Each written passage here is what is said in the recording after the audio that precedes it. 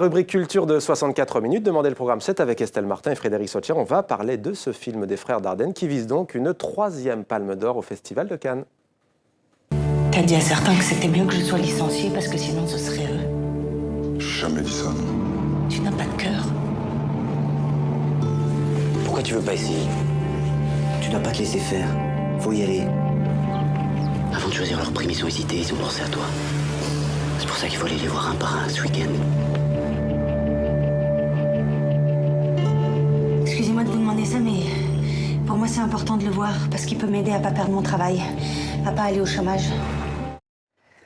Bonsoir Estelle. Bonsoir Mohamed. Ça y est, le nom me revient. 2 jours, 1 nuit, c'est ça? C'est ça. Avec Marion Cotillard et donc les frères Dardenne qui visent une 3e Palme d'Or. Oui, ce sont des habitués, hein, les frères Dardenne. Alors, est-ce que vous reconnaissez Jean-Pierre et Luc? C'est toujours un peu compliqué. Ils ne sont pas jumeaux, mais presque. Hein. Donc, Jean-Pierre et Luc Dardenne, héros du cinéma belge francophone, habitués du Festival de Cannes. Vous l'avez dit, ils visent une 3e palme, ce qui sera quand même difficile, mais pourquoi pas, puisque l'accueil critique a été très bon ce matin, avec 2 jours, 1 nuit, un film social, humaniste, illuminé par Marion Cotillard. L'actrice française est vraiment très loin de son image glamour. Là, elle interprète Sandra, une ouvrière, qui a un week-end seulement pour sauver son emploi. Elle doit convaincre ses collègues d'abandonner, de renoncer à leur prime de 1 000 €, ce qui est quand même une somme, pour qu'elle garde cet emploi. Mais plus qu'un drame social, c'est presque un thriller tourné en plan séquence, hein, comme aiment les frères Dardenne. Ils ont vraiment voulu créer un suspense et c'est réussi, puisque je vous le disais, la critique a été séduite. Et notamment Jean-Baptiste Urbain, mon alter ego du week-end, il a eu la chance de rencontrer les frères Dardenne juste avant le festival. C'était avec Martin Van Den Bosch. Il nous parle donc de ce film, leur dernier film. Je veux juste te dire que je voudrais que tu votes pour moi, pour que je garde mon travail. J'ai besoin de mon salaire, on en a besoin à la maison. Le film, la situation est vraisemblable et nous avons été au courant déjà depuis de nombreuses années de situations semblables en France, en Belgique, aux États-Unis aussi. Il y en a déjà combien qui acceptent de perdre la prime? 4 avec toi. J'en ai encore 9 à voir. Tu vas y arriver, j'en suis sûr.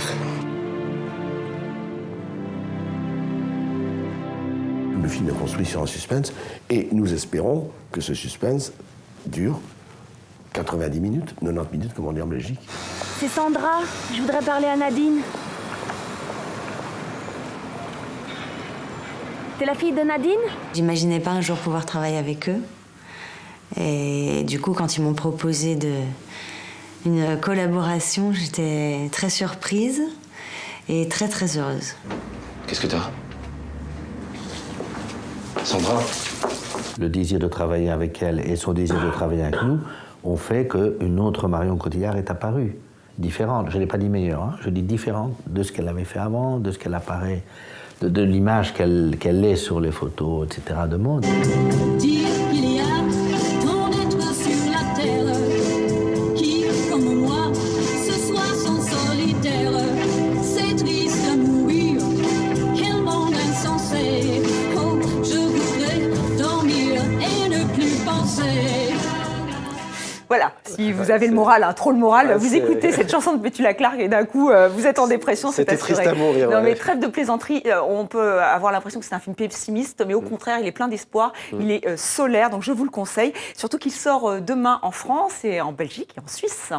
Parfait Estelle, on va maintenant parler d'un voyage fabuleux. Vous nous emmenez sur les traces de Marco Polo. Oui, c'est une exposition à voir à la Pointe à Calière, cité d'archéologie et d'histoire donc de Montréal.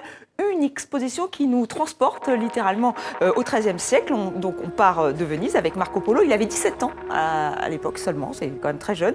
Et donc on fait tout ce périple, on va jusqu'en Chine. Un périple dangereux, étonnant. On se demande comment il est revenu vivant. Alors on peut admirer les paysages vus par l'explorateur, mais aussi les objets qu'il a rapportés, les endroits qu'il a découverts, ses rencontres. Il raconte son épopée dans le plus célèbre guide de voyage, le Livre des Merveilles. On voit, c'est un facsimilé, ouvrage qui a influencé quand même un certain Christophe Colomb. Christophe Colomb, c'est lui. Voilà, donc ça lui a donné envie de voyager, lui aussi. Merci à vous Estelle, c'était Demandez le programme. À demain. À demain. Sur TV5 Monde.